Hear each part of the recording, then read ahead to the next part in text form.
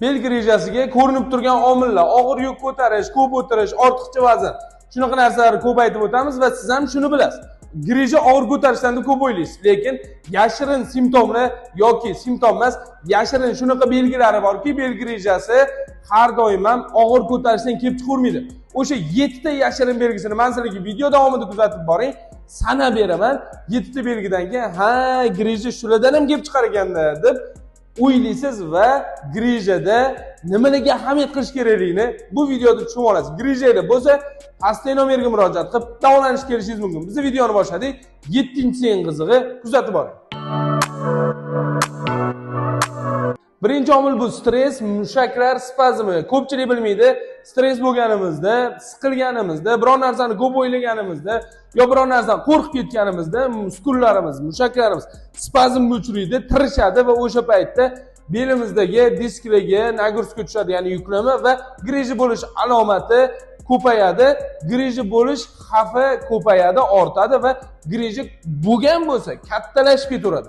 Chunki ko'p muskullarimizga stress berish, siqilish umurtqaning ezilishiga olib keladi. Buni ko'pchilik bilmasdi. Bu birinchi sabab. Ikkinchisi bu noto'g'ri holatda yotish. Juda ham ko'pchilik bu narsaga ahamiyat qilmaydi.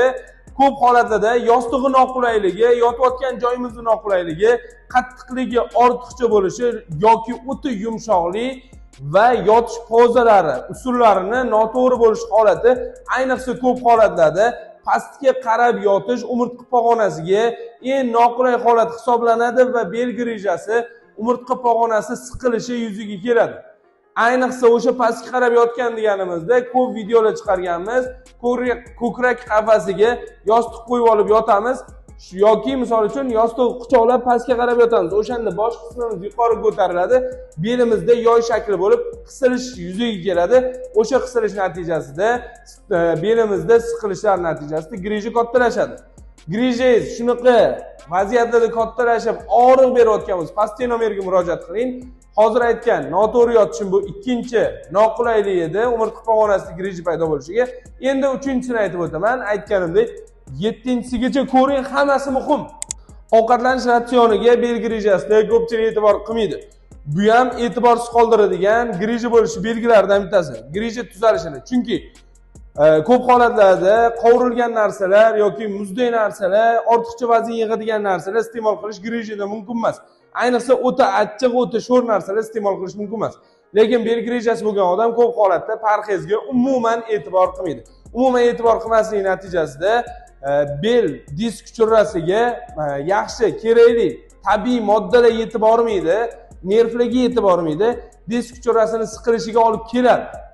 Disk churrasi siqqan nervi bor-ku, o'sha nervi qachonki modda almashinuvi yaxshi bo'lmaganidan, demak o'z faoliyatini yaxshi bajara olmagandan, qayta tiklanish pasayib ketganidan, grejani tuzatganingizdan keyin ham o'zini tikla olmay og'riqlar davom etaveradi. Siz vrachlarga boraverasiz, lekin tuzalmayapman deb yuraverasiz. Balkim vrach grejangizni cho'zish usullari bilan kichraytirgan bo'lsa, masalan bizda greja kichrayadi, konkretni emir qilganingizda ham kichkina chiqadi.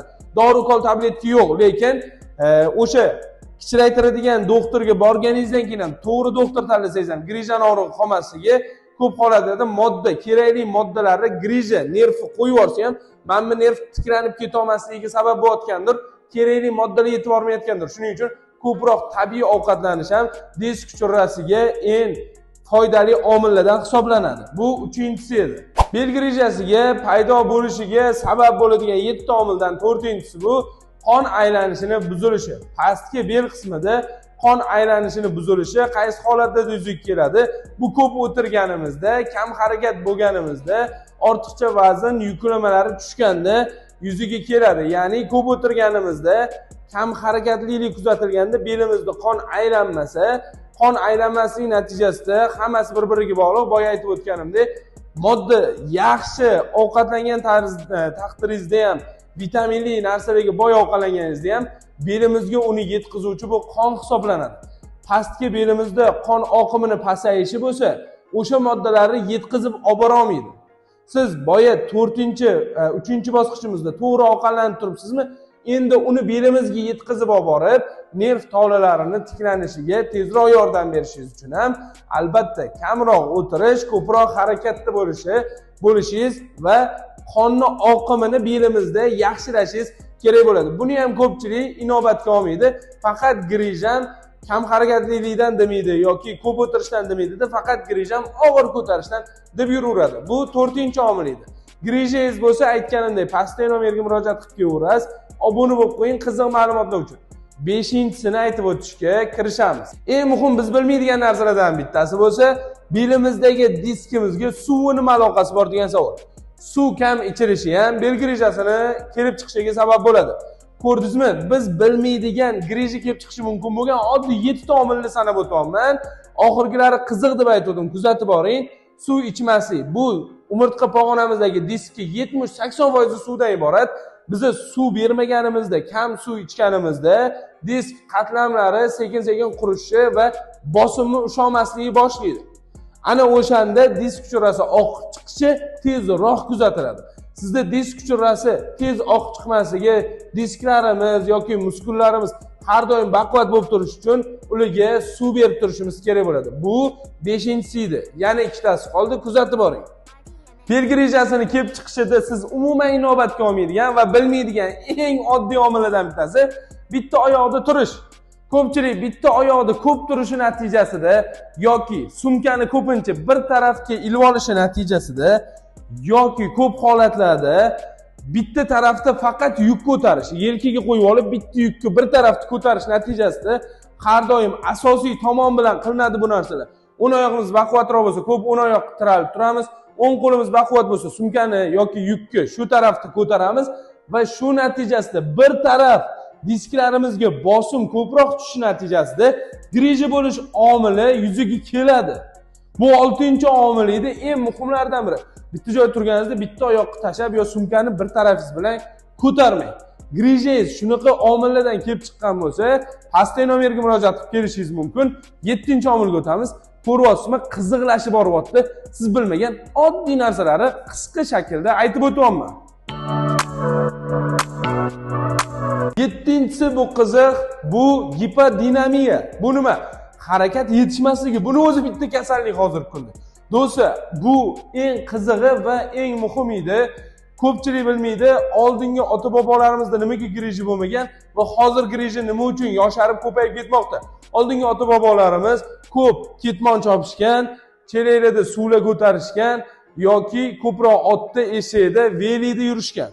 Ularda harakat juda ko'p bo'lgan, kun mobaynida tinishmagan. Hozir dehqonlarimiz ham ishlashmayapti, hamma narsani apparat amalga oshiryapti va hammamiz ko'proq avtomobilda ishda bo'lsa o'tirib ishlash ishlariga qiziqib ketdik va dehqonchilik, dala ishlari qolib ketdi. Oldin uchastka uylar, yeri bor uylar ko'p bo'lgan, tomorqada odamlar ishlab ham beli baquvvat bo'lgan. Hozir hammamiz davlat ishida, ertalab boramiz, kech payt kelamiz, hammamizning belimiz nozik. Gipodinamiya, ya'ni harakat umuman kamayib ketgan. Agar sizda shuni holat kuzatilaversa, boyagi bobolarimiz ishlagan paytida umurtqa muskullari doim baquvvat bo'lib turgan bo'lsa, biza umurtqani ishlatmay har kuni o'tiraverishimiz natijasida umurtqamiz nozik, bundan buyog'iga grija ko'payaveradi. Shuni hisobiga kam harakatlilik bo'lmang, ko'p harakatda bo'ling, ovqatlanishiga, qon aylanish, hamma narsaga ahamiyat qarating.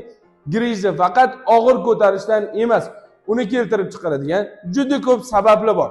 Grija haqida ko'plab ma'lumotlarga ega bo'lmoqchi bo'lsangiz, pastki nomerdagi murojaat qilib grijani davolatishga keling, obuna bo'lib qo'ying bu kanalga. Grija mashqlari, uy sharoitida davolashlari ham qo'yib boramiz. Har doim kuzatib boring. Qisqa tushuntirishga harakat qildim. Sog' bo'ling, salomat bo'ling. O'zingizni asrang.